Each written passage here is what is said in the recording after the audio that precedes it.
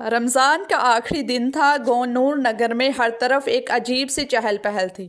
بازار روشنیوں سے جگمگا رہے تھے، خوشبودار عطر کی مہک ہر جانب پھیلی ہوئی تھی اور ہر دکان پر خریداروں کا ہجوم تھا۔ چاند رات کی رونق اپنے عروج پر تھی، بچے خوش تھے، عورتیں مہندی لگوانے میں مصروف تھیں اور مرد عید کی خریداری میں مشغول تھے۔ چھوٹا احمد اپنی ماں کا ہاتھ تھامے بازار میں گھوم رہا تھا۔ اس کی آنکھوں میں چمک تھی مگر چہرے پر ہلکی سی اداسی بھی تھی۔ وہ ہر دکان پر نئے کپڑے، جوتے اور کھلونے دیکھتا مگر خاموشی سے آگے بڑھ جاتا۔ احمد کی ماں ایک بیوہ عورت تھی جو محلے میں کپڑے سلائی کر کے گزارا کرتی تھی۔ اس سال وہ احمد کے لیے عید کی خریداری نہ کر سکی تھی۔ احمد نے ہلکی آواز میں ماں سے پوچھا، امی کیا اس بارے میں آپ کی کوئی رائے ہے کہ میرے عید کے کپڑے آئیں گے کہ یا نہیں؟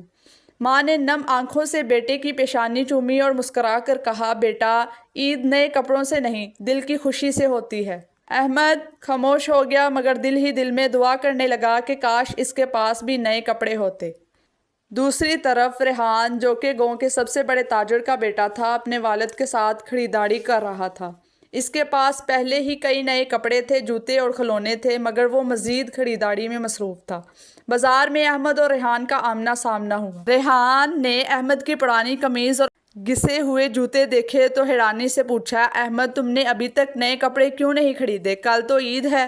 احمد نے زبردستی مسکرا کر جواب دیا، ریحان بھائی میرے پرانے کپڑے بھی تو ٹھیک ہیں، عید کا اصل مزہ تو نئے کپڑوں میں نہیں خوشی میں ہوتا ہے۔ ریحان نے کندھے اچکائے اور خریداری میں مصروف ہو گیا مگر احمد کی بات اس کے دل میں کہیں اٹک گئی۔ رات کے وقت جب ریحان اپنے والد کے ساتھ گھر پہنچا تو وہ سوچنے لگا کہ کیا صرف اپنے لیے چیزیں خریدنا ہی عید کی خوشی ہے؟ اس نے اپنی امی سے پوچھا، امی اگر کسی کے پاس نئے کپڑے نہ ہوں تو کیا وہ عید نہیں منا سکتا؟ امی مسکرا کر بولی، بیٹا اصل خوشی تب ہوتی ہے جب ہم کسی کی مدد کریں اور کسی اور کے چہرے پر خوشی لائیں۔ یہ سن کر ریحان کے دل میں ایک نیا خیال آیا۔ اس نے اپنی امی اور ابو سے کہا، میں چاہتا ہوں کہ ہم کسی ایسے بچے کو عید کے تحفے دیں جس کے پاس کچھ نہ ہو۔ ریحان کے والدین یہ سن کر خوش ہوئے اور فوراً اس کے ساتھ بازار واپس گئے۔ انہوں نے نئے کپڑے، جوتے اور کھلونے خریدے اور پھر ریحان نے احمد کے گھر کا دروازہ کھٹکھٹایا۔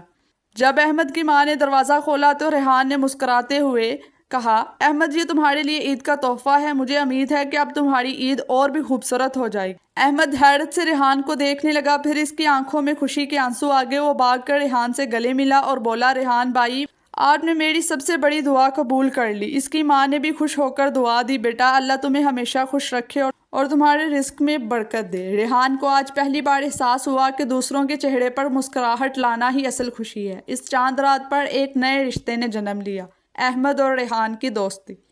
دونوں نے اگلے دن عید کی نماز ایک ساتھ پڑھی اور اس بار احمد کے چہرے پر وہی خوشی تھی جو کسی بھی عام بچے کی ہونی چاہیے تھی۔ ریحان نے سیکھا کہ عید کی اصل خوشی صرف اپنے لیے کپڑے یا جوتے لینا نہیں بلکہ دوسروں کے ساتھ بانٹنے میں ہے۔ احمد نے سیکھا کہ اللہ ہمیشہ دعا سنتا ہے اور خوشی کبھی بھی دولت کی محتاج نہیں ہوتی۔ اور یوں چاند رات کی برکت نے ایک اور کہانی کو یادگار بنا دیا۔